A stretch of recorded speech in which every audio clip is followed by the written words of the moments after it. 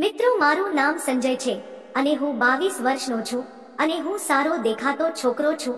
હું એક બિંદાસ છોકરો છું. હું લાઇબ્રેરીમાં લાઇબ્રેરિયન તરીકે કોલેજમાં કામ કરું છું અને તે જ કોલેજમાં ભણું છું. મારા ઘરની પરિસ્થિતિ થોડી નબળી હોવાને કારણે મારે કામ કરવું જરૂરી છે. મેં બહાર પણ ઘણી બધી નોકરી શોધી પરંતુ મને તે જોબ ના મળી, જેને કારણે મારે કોલેજની અંદર લાઇબ્રેરીમાં હું નોકરી કરું છું અને કોઈ પણ વિદ્યાર્થી કે વિદ્યાર્થીની આવે તે લોકોને હું પુસ્તકો દેખાડતો હોઉં છું અને પુસ્તક પણ આપું છું. આ કામ મારું છે જે મને કરવું ઘણું બધું ગમે છે.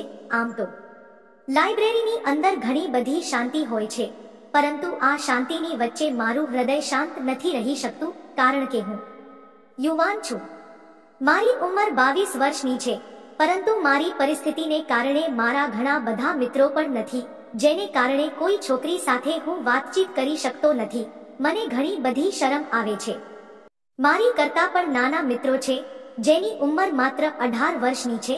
તે પણ પોતાની ફ્રેન્ડને લઈને આંટા મારે છે અને તે લોકો ખૂબ જ આનંદ કરતા હોય છે.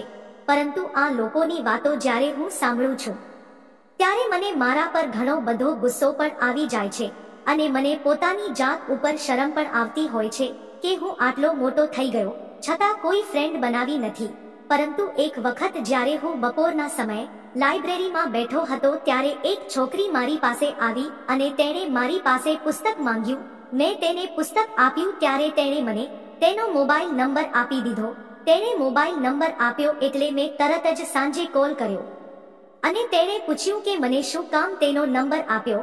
ત્યારે તેણે મને માત્ર એટલું જ કહ્યું કે મારે પુસ્તકનું કામ હોય તેના કારણથી નંબર આપ્યો છે. તેવું કહીને તેને કોલ મૂકી દીધો.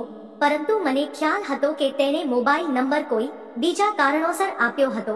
પછી જ્યારે હું બીજે દિવસે કોલેજમાં આવ્યો ત્યારે તે છોકરી મને દેખાય અને તેણે મને કોલેજની કેન્ટીનમાં નાસ્તા માટે આવવાનું કહ્યું અને હું તેની સાથે ત્યાં જતો રહ્યો. ત્યારે મેં તેની સાથે ઘણી બધી વાતચીત કરી કે પહેલા તેને એક ફ્રેન્ડ હતો, તે તેને છોડીને જતો રહ્યો હતો અને તેના કારણે હવે તે એકલી પડી ચૂકી છે અને એટલે તે મારી સાથે દોસ્તી કરવા માંગે છે. આમ કહું તો તેણે સીધું મને આમંત્રણ આપ્યું હતું, જેને કારણે મને તો ખૂબ જ ખુશી થઈ ગઈ હતી. આમ પણ હું એકલો હતો. મને લાગતું હતું કે કોઈ મને બોલાવશે નહીં, જેના કારણે હું લેક્ચરમાં બંક મારવા લાગ્યો અને મારી ફ્રેન્ડ સાથે અવનવી જગ્યાએ જવા લાગ્યો, ફરવા લાગ્યો. 2 મહિના પછી અમે લોકો એક નવા જ રવાડે ચડી ગયા અને તેણે મને કહ્યું કે તું મને એવી મજા કરાવ, એવી મોજ આપજે જે મારા પહેલા ફ્રેન્ડે મને આપી ન હતી.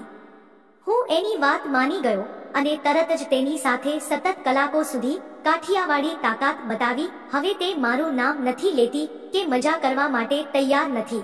શું કારણ હશે?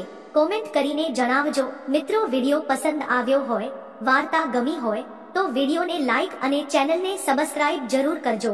ફરી મળીશું એક નવા વિડીયોમાં. ત્યાં સુધી આવજો. વિડીયો પૂરો જોવા બદલ તમારો ખૂબ ખૂબ ધન્યવાદ.